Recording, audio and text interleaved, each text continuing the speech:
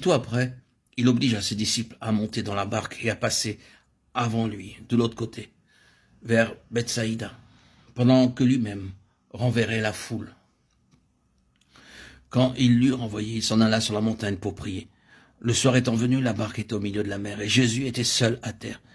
Il vit qu'ils avaient beaucoup de peine à ramer, car le vent leur était contraire. À la 4e veille de la nuit environ, il alla vers eux, marchant sur la mer, et il voulait les dépasser. Quand ils le virent marcher sur la mer, ils crurent que c'était un fantôme. Et ils poussèrent des cris, car ils le voyaient tous, et ils étaient troublés. Aussitôt Jésus leur parla et leur dit, « Rassurez-vous, c'est moi, n'ayez pas peur. » Puis il monta vers eux dans la barque, et le vent cessa. Ils furent en eux-mêmes tout stupéfaits et remplis d'étonnement, car ils n'avaient pas compris le miracle des pains, parce que leur cœur était endurci. Marc 6, 45, 52.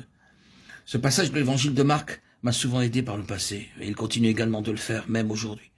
Peu de temps avant cet incident, nous voyons le Seigneur Jésus nourrissant 5000 personnes avec 5 pains et 2 poissons. Et après ce même incident, nous retrouvons le Seigneur guérissant beaucoup de malades. Ces 3 épisodes réunis typifient l'œuvre du Seigneur Jésus depuis sa mort à la croix jusqu'à l'établissement du royaume. Ils illustrent que le Seigneur a été crucifié pour nous, qu'il est monté au ciel pour être notre souverain sacrificateur et qu'il reviendra bientôt instaurer l'ère du royaume. Jean aussi rappelle l'épisode du Seigneur nourrissant les 5000 personnes, avec cette différence que dans son évangile, beaucoup plus de paroles citées par Jésus se trouvent rapportées. En effet, le jour suivant, après avoir nourri la foule, notre Seigneur a continué de parler à cette même foule en lui enseignant cette chose tellement importante. « Je suis le pain vivant qui est descendu du ciel » Jean 6, 51. Ce qu'il voulait dire, c'est que de même que le jour précédent, ils avaient été rassasiés, ils devaient également manger sa chair et boire son sang pour avoir la vie éternelle. C'est pourquoi cet épisode de la distribution des pains typifiait la mort du Seigneur, son corps brisé et son sang versé pour eux et pour nous. Marc 6, 46 rappelle ensuite que le Seigneur Jésus s'en alla sur une montagne pour prier. Cela typifiait son ascension pour devenir notre souverain sacrificateur afin d'intercéder en notre faveur devant Dieu. Et finalement, le récit de Marc 6, 53, 56 représente en type le retour du Seigneur pour établir son royaume et guérir tous les malades.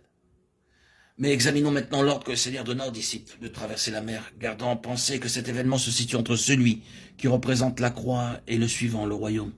Nous pouvons affirmer ainsi que cet épisode de la traversée de la mer se rapporte au temps présent, à l'âge de l'Église. C'est pourquoi cet événement peut nous aider à comprendre ce qui devait se dérouler à la fois après la crucifixion et peu de temps avant l'établissement du royaume. Il peut aussi nous enseigner quelle doit être aujourd'hui notre attitude. Ici, nous ne voulons pas mettre l'accent sur ce que le Seigneur a fait pour nous, mais nous voulons souligner ce que nous devons faire nous-mêmes. Aussitôt, après, il obligea ses disciples à monter dans la barque et à passer avant lui de l'autre côté vers Bethsaïda, pendant que lui-même renverrait la foule. Quand il l'eut renvoyé, il s'en alla sur la montagne pour prier. Marc 6, 45. En premier lieu, ce verset nous dit que le Seigneur a une voie pour chacun de nous. Le mot « contraindre » ici est le même terme que nous trouvons dans 2 Corinthiens 5, 14, car l'amour de Christ nous contraint.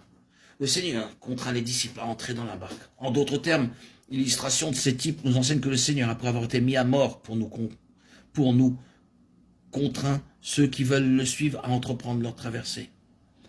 Le Seigneur a préparé une voie pour les disciples et leur ordonne de s'engager, de la suivre. La plus importante des choses dans la vie chrétienne, c'est de découvrir la route préparée par Dieu et d'y marcher fidèlement.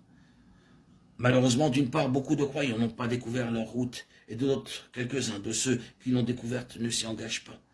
Il n'est pas étonnant que leur voie soit si passive et confinée et que l'œuvre de Dieu souffre autant des conflits et d'opposition. Ce dont nous avons le plus besoin les uns des autres, c'est d'aller nous-mêmes dans la présence de Dieu pour la prière, avec soumission dans la quiétude, pour chercher avec simplicité de cœur ses directives selon ses voies préétablies et d'y marcher de tout cœur selon sa volonté, prêt à payer n'importe quel prix.